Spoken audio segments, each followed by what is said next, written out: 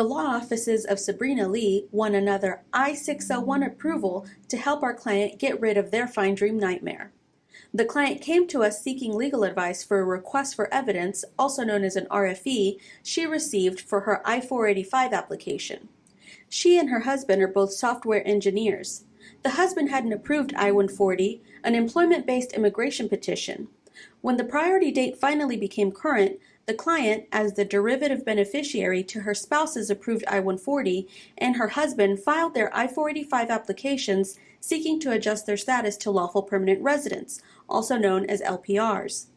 After graduating from her master's program, the client had built up an excellent career path with 2 reputable companies, which she truthfully reported on her I-485.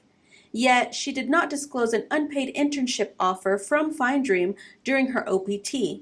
Neither did she disclose this employment during her interview with the USCIS officer.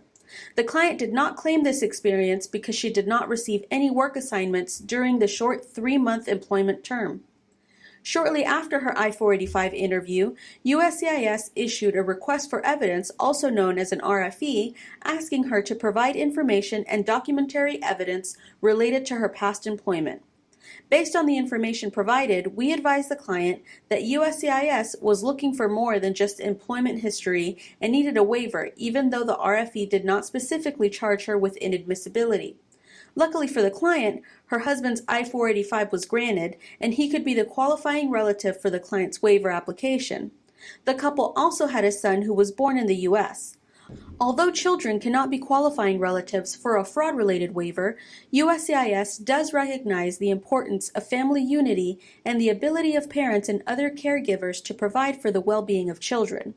In the I-601 waiver application, our experienced team discussed the extremeness of the hardship faced by the qualified relative, taking into consideration the care for their minor son, and argued that all the positive factors outweighed the client's connection to the Findream scam. USCIS approved the client's I-601 waiver application within 2 months after the filing, and the client received her green card shortly after that.